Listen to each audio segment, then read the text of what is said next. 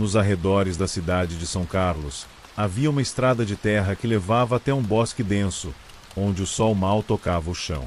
No fim dessa trilha esquecida, escondida por árvores e musgo, estava a casa que os moradores chamavam apenas de a Casa do Sussurro. Ninguém sabia quem a construíra.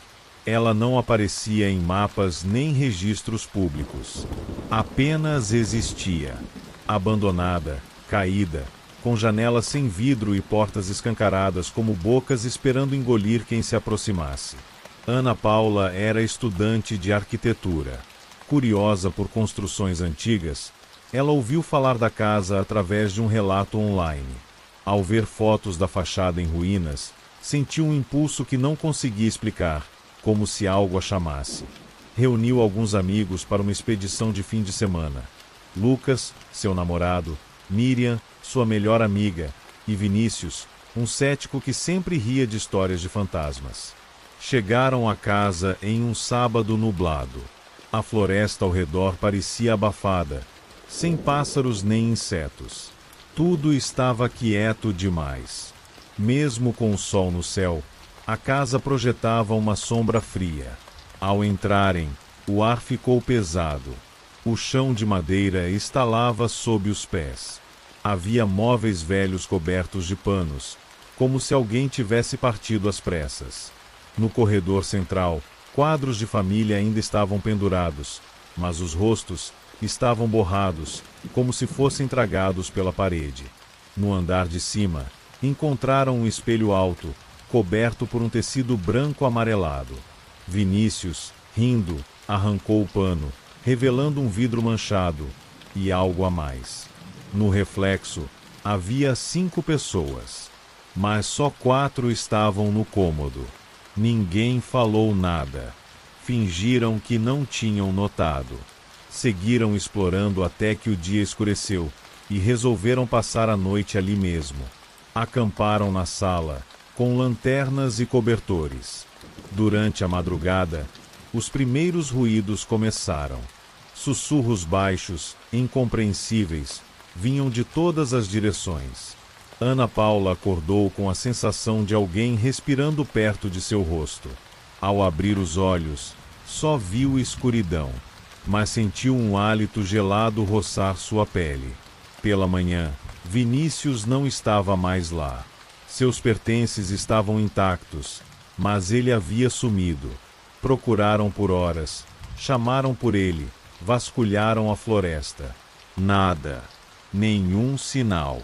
Sem bateria no celular e com medo de se perder, os 3 restantes decidiram esperar até o dia seguinte para tentar encontrar ajuda. Na segunda noite, os sussurros voltaram, mais altos, mais urgentes. Ana Paula trancou-se com Lucas num quarto antigo. Lá dentro, encontraram diários antigos com letras tremidas. As últimas páginas tinham frases repetidas, uma sobre a outra. Ela sussurra para mim. Ela está no espelho. Ela quer sair. Ela quer minha voz. De repente, o espelho do quarto trincou, como se algo batesse do lado de dentro. Lucas tentou cobri-lo com um lençol, mas o pano foi puxado para dentro do vidro com violência.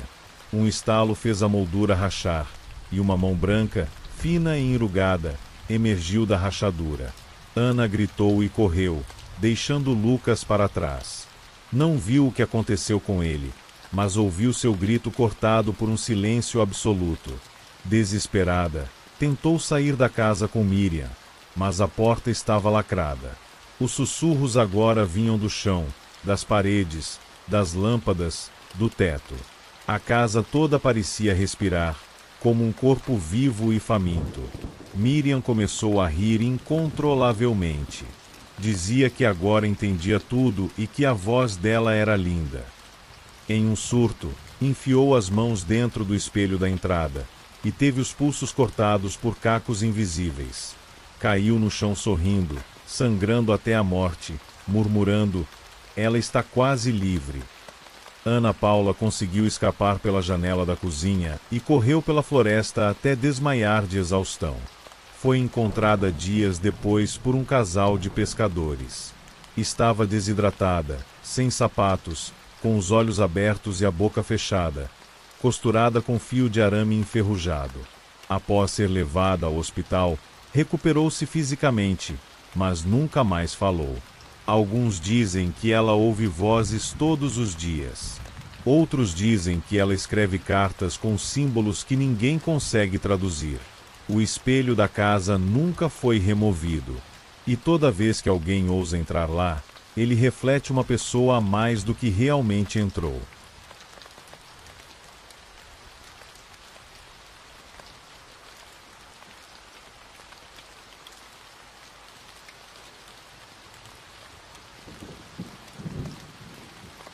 Na divisa de um vilarejo esquecido por mapas e estradas, há uma estrada de terra cercada por uma floresta de bambus densos.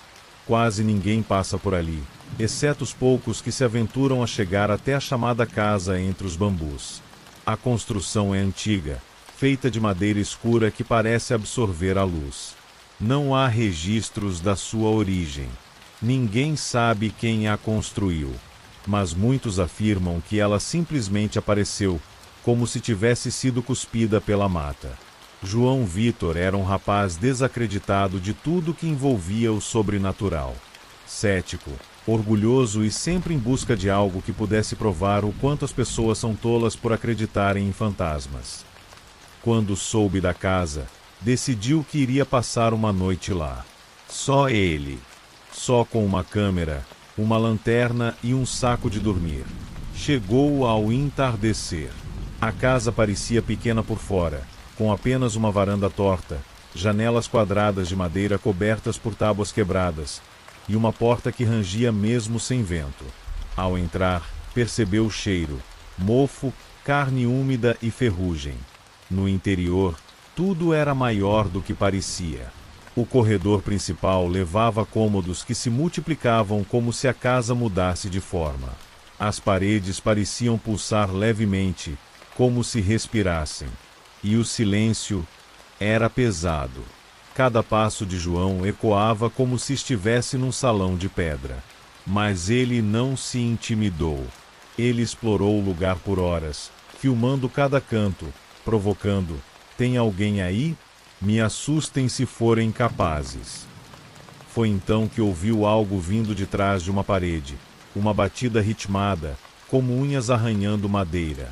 Ao encostar o ouvido, sentiu algo respirar do outro lado. Quando virou-se, a porta havia desaparecido. O cômodo em que estava se tornará uma espécie de corredor de chão alagado e teto baixo. Ele teve que rastejar para continuar. Conforme avançava, sussurros começaram a se formar, sussurros com sua própria voz. Frases que ele nunca disse. Gritos que pareciam vir de seus próprios pulmões. As paredes estavam cobertas de riscos feitos com unhas. E ele notou que alguns ainda estavam frescos. João tentou retornar, mas a casa mudava o caminho a cada minuto. As escadas levavam para cima e depois para baixo, corredores se fechavam sozinhos. A casa não o deixava sair. Ao parar para descansar, caiu no sono, ou pensou que caiu. Acordou amarrado a uma cadeira, diante de um espelho imenso, onde via seu próprio reflexo, mas com olhos pretos, pele rachada e um sorriso que não lhe pertencia. A figura no espelho se mexia antes dele. Era como se seu reflexo tivesse vida própria. E então, a figura falou: "Você entrou. Agora você é uma das vozes." João gritou, mas o som saiu abafado. Do teto, começaram a pingar gotas escuras, sangue ou algo pior. Vozes começaram a surgir ao seu redor. Não eram fantasmas. Eram ecos dos que, como ele, haviam entrado e nunca mais saído. Quando a polícia foi chamada dias depois pela irmã de João, que não conseguiu mais contato, só encontraram a câmera. E nela, os últimos segundos de gravação mostravam João olhando para a lente, com os olhos completamente negros, dizendo em voz baixa: "Se ouvir bambu se mexendo, corra. Se eles estiverem imóveis, já é tarde demais." A casa entre os bambus continua lá, invisível para a maioria. Mas às vezes, na beira da estrada, motoristas relatam ver uma silhueta parada na varanda, sorrindo.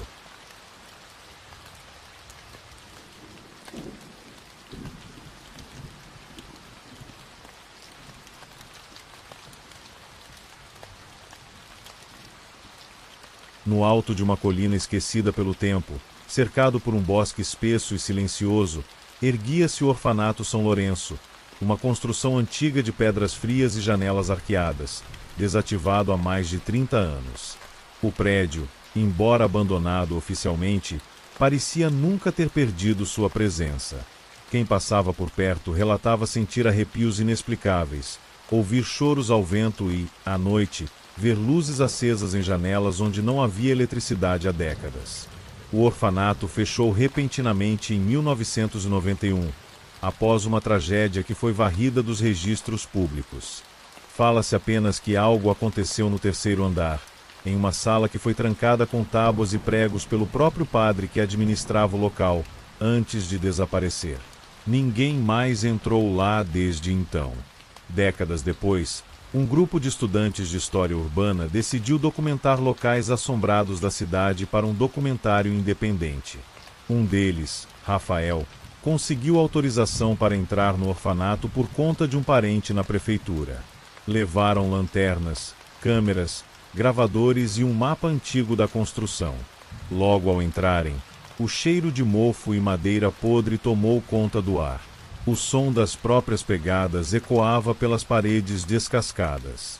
O refeitório ainda tinha talheres enferrujados nas mesas. Nos dormitórios, camas cobertas de pó. Mas foi no terceiro andar que tudo começou a dar errado. No fim do corredor, a porta trancada. Diferente das outras, essa parecia viva. As tábuas não estavam apenas pregadas. Estavam como que grudadas pela madeira, enegrecidas, quase fundidas à parede, como se o próprio prédio quisesse manter o que estivesse ali dentro isolado. Um dos rapazes do grupo, Vitor, não se aguentou. Com um pé de cabra e marretadas, quebrou as tábuas à força. Assim que abriram, uma corrente de ar frio soprou, forte como um lamento. A câmera principal parou de funcionar. A lanterna de Letícia piscava sem parar. A sala era pequena, cheia de símbolos riscados no chão com giz e carvão. Um colchão velho, roupas de criança no canto e marcas de unha nas paredes. Na parede oposta à porta, uma frase escrita repetidamente em letras trêmulas. Eu não queria ficar aqui, mas eles não me deixaram sair. O grupo decidiu filmar tudo, mas aos poucos, os barulhos aumentaram. Sussurros, primeiro, depois passos, portas se batendo em andares vazios. E então, vozes de crianças, chamando por ajuda. Na madrugada, Vitor desapareceu. A última imagem dele no vídeo mostra ele olhando fixamente para o canto escuro da sala, sussurrando, eles estão sorrindo para mim. E então, ele simplesmente sai do quadro. Nunca mais foi visto. O restante do grupo fugiu em pânico, mas Letícia ficou estranha após aquela noite. Dias depois, foi encontrada no próprio quarto, escrevendo compulsivamente com um prego nas paredes a mesma frase vista no orfanato. Foi internada em um hospital psiquiátrico. Rafael, o líder do grupo, desapareceu 2 semanas depois. Mas antes disso, enviou para a universidade um último arquivo de vídeo. Nele, mostrava a gravação de uma câmera que deixaram escondida na sala trancada. No vídeo, vê-se claramente uma figura esguia saindo das sombras. Tem o rosto de uma criança, mas seus olhos estão costurados com linhas negras. Ela se arrasta em direção à lente e sussurra, com uma voz distorcida. Agora estou solto. Após isso, a imagem cai. Ruídos metálicos tomam conta do som. No fim da gravação, a câmera é virada, e o que a grava mostra é a porta da casa de Rafael se abrindo sozinha. A prefeitura voltou a lacrar o orfanato. mas vizinhos dizem que, durante a madrugada, é possível ver uma luz fraca acesa na sala do terceiro andar e, às vezes, ouvir batidas desesperadas na porta, como se alguém, ou alguma coisa, quisesse sair.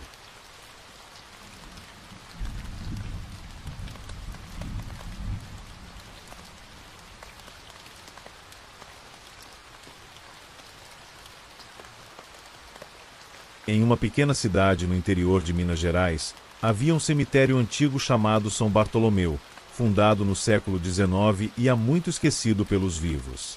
Localizado atrás de uma mata fechada, o cemitério era acessado apenas por uma trilha de terra que desaparecia sob as folhas. Os moradores mais antigos da região evitavam o lugar, murmurando histórias sobre as vozes que vinham de dentro da terra durante a madrugada. Durante muito tempo, ninguém se atreveu a confirmar essas histórias. Mas isso mudou quando uma jovem estudante de antropologia, Marina, decidiu investigar antigos rituais de sepultamento no Brasil rural. Ao ouvir falar do São Bartolomeu, ela sentiu-se atraída, tanto pelo mistério quanto pela possibilidade de redescobrir tradições esquecidas. Munida de seu gravador, cadernos e uma câmera, ela decidiu passar uma semana acampando nas proximidades do cemitério, sozinha. Na primeira noite, Marina ouviu o que pensou ser vento, mas ao prestar atenção, notou que o som parecia mais articulado, como palavras sussurradas bem baixinho, impossíveis de entender, mas claramente humanas. Ela se aproximou dos túmulos com o gravador ligado. Nada apareceu no áudio. Porém, quando voltou ao acampamento, encontrou as folhas do seu caderno todas rabiscadas com frases como: "Não deviam nos ter deixado aqui e eles ainda estão acordados." Pensando que fosse obra de algum animal ou até mesmo de sua própria mente, ela tentou ignorar.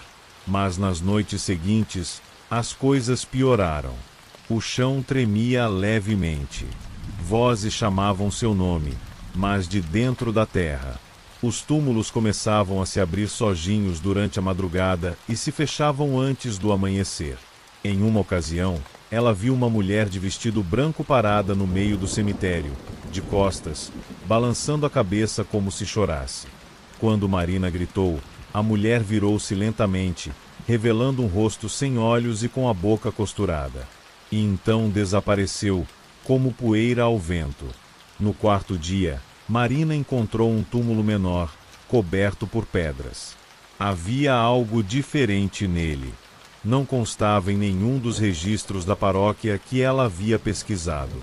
Gravado na pedra, com letras quase apagadas, lia-se: "Aqui jaz o que não deveria ser visto." Curiosa e desesperada por respostas, ela cavou e encontrou um pequeno caixão de madeira escura, selado com correntes. Quando tocou nas correntes, ouviu gritos vindos de todos os cantos do cemitério. O chão começou a rachar e um nevoeiro denso emergiu dos túmulos. Do caixão escapou um som como de uma criança chorando, mas distorcido, grave, sufocante. Ela tentou fugir, mas as árvores da trilha pareciam ter se movido. O caminho havia desaparecido. Desorientada, ela correu em círculos até desmaiar entre as lápides. Foi encontrada 2 dias depois por moradores que ouviram seus gritos vindos da mata. Estava com os olhos esbranquiçados, as unhas cobertas de terra, repetindo sem parar: "Eles estão debaixo de mim, eles estão me ouvindo." Foi internada em um hospital psiquiátrico e nunca mais falou de forma coerente. Porém, a câmera que ela carregava ficou intacta. Ao revisar as imagens, o irmão de Marina viu o seguinte: ao fundo, enquanto ela cavava, dezenas de sombras emergiam dos túmulos. Todas vinham em silêncio, como se estivessem esperando, e quando ela abriu o caixão, cada sombra virou-se para a lente. Uma delas, a mulher sem olhos, aproximou-se da câmera e disse: "Agora ela pertence ao silêncio." Desde então, o cemitério São Bartolomeu foi novamente lacrado. Mas moradores ainda ouvem vozes à noite. Vozes que sussurram seus nomes. E aqueles que se perdem na trilha durante a madrugada, raramente voltam.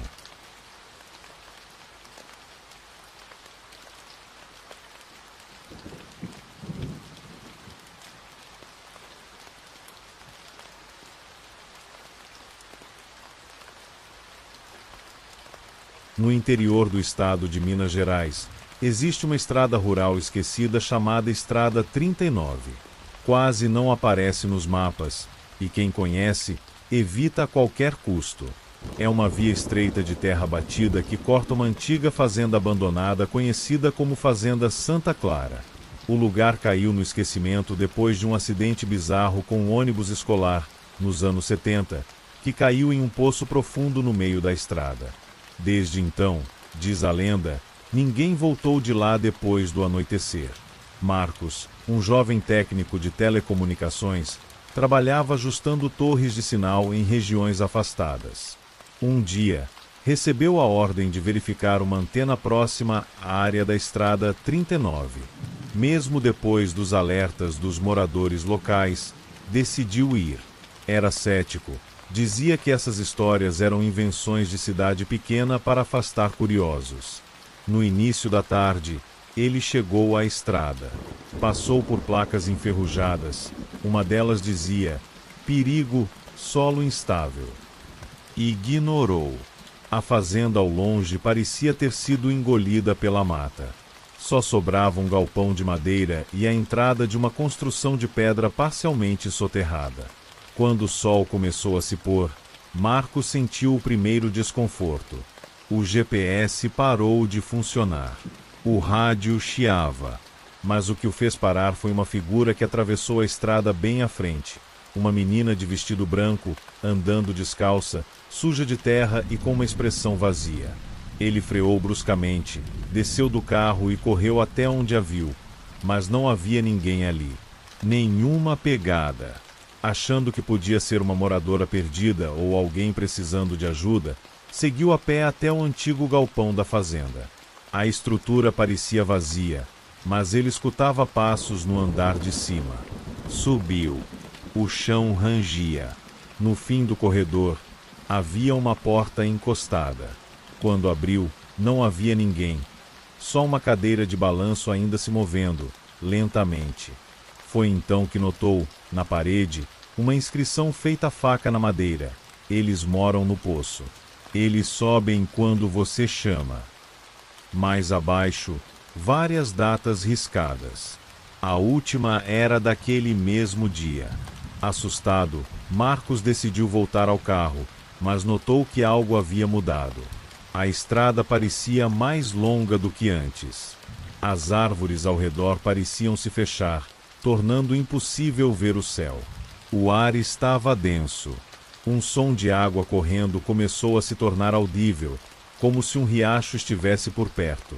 Seguindo o som, ele encontrou o que parecia ser o tal poço da lenda. Era profundo, largo, feito com pedras antigas cobertas de limo. Correntes estavam presas às suas bordas, como se algo tivesse sido amarrado ali. Ao olhar para dentro, não viu água, só uma escuridão pulsante. Mas o som da água aumentava. E então, vozes, sussurros, cada vez mais nítidos. Chamavam pelo nome dele. Marcos, volta. Marcos. Ele deu um passo para trás, mas sentiu algo frio agarrar seu tornozelo. Quando olhou, era uma mão branca, pálida, saindo da terra. Ele chutou com força e correu. Só que a floresta parecia se fechar em volta dele. Corria em círculos, sempre voltando ao mesmo poço. No final, a filmagem do celular dele foi recuperada. Um vídeo de 8 minutos e 23 segundos onde Marcos aparece parado diante do poço, falando sozinho. Ou melhor, respondendo a alguém que não aparece na gravação.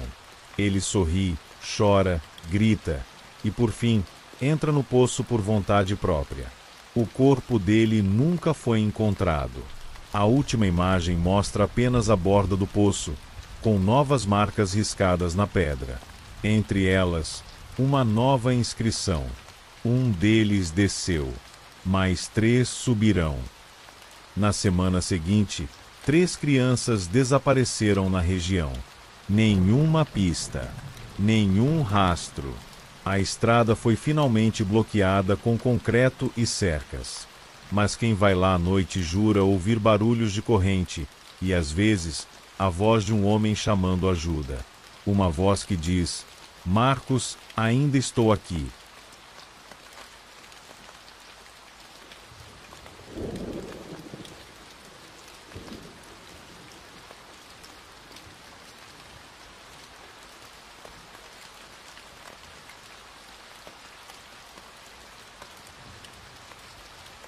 Durante os anos 90, uma pequena cidade do interior do Paraná se tornou conhecida por uma série de desaparecimentos misteriosos que ocorreram ao redor de uma velha mansão abandonada.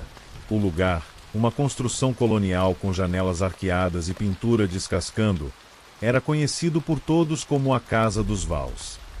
O último herdeiro da família, um médico solitário chamado Dr. Ernesto Val, desapareceu sem deixar vestígios após ser investigado por práticas médicas ilegais no porão da própria casa. Anos depois, Rafael, um estudante de arquitetura fascinado por construções abandonadas, decide fazer um documentário sobre a mansão. Ele convence dois amigos, Pedro e Luana, a passarem uma noite no local para registrar imagens e gravar relatos. Levam lanternas, câmeras e um gerador portátil. Logo ao entrarem, sentem um frio estranho. O ar é pesado, úmido, como se os cômodos estivessem isolados do tempo. Nas paredes, quadros antigos ainda pendem tortos, alguns com os rostos dos retratados riscados com algo que parecia unha. Durante a primeira hora, tudo corre bem. Rafael grava tomadas do hall de entrada, da escada de madeira carcomida e da cozinha imunda. Mas ao descerem para o porão, o clima muda. A escada que levava ao porão estava parcialmente destruída, mas ainda suportava peso.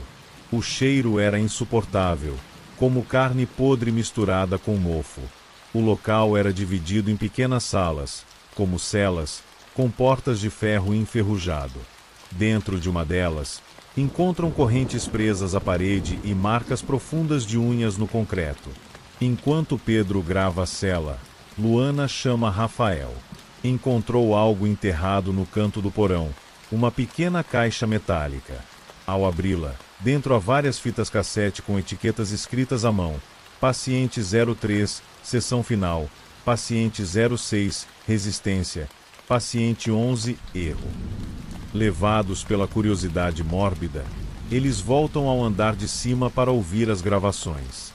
As vozes são de pessoas implorando por ajuda, misturadas com a de um homem que parece estar conduzindo algum tipo de experimento, perguntando: você ainda ouve os outros? E quantas vozes você escuta agora? Durante a noite, sons começam a ecoar da casa, como passos no andar de cima e móveis sendo arrastados. Mas quando verificam, não há nada lá. Pedro decide que é hora de ir embora, mas Rafael insiste. Quer encontrar o quarto do porão, um local mencionado em uma das gravações como sendo o centro do experimento. Eles voltam para o porão. Procurando entre as paredes, descobrem um painel de madeira falso. Por trás dele, um corredor estreito desce mais fundo no subsolo. No fim dele, uma porta de aço trancada com um símbolo estranho entalhado no meio. Com muito esforço, conseguem arrombar a porta. Lá dentro, encontram uma sala completamente intacta, como se o tempo não tivesse passado. No centro, uma cadeira de ferro com tiras de couro e uma mesa cheia de instrumentos médicos antigos. Nas paredes, há espelhos que não refletem nada, apenas uma escuridão pulsante. De repente, Luana começa a gritar. No espelho à sua frente, ela vê um homem com jaleco branco se aproximando. Mas quando Rafael olha, não há ninguém. Pedro tenta quebrar o espelho, mas seu reflexo o agarra pelo pescoço. O vidro não quebra. As luzes começam a falhar. A câmera cai no chão. Gravações tremidas mostram flashes de gritos, sangue e portas se fechando sozinhas. Na manhã seguinte, apenas a câmera é encontrada na escadaria da frente, ainda gravando, com o cartão de memória lotado. Os corpos de Rafael, Pedro e Luana jamais foram encontrados. E desde então, quem tenta entrar na casa dos Vals nunca volta. Dizem que os espelhos ainda estão lá, e que agora há vozes novas gravadas nas paredes do porão.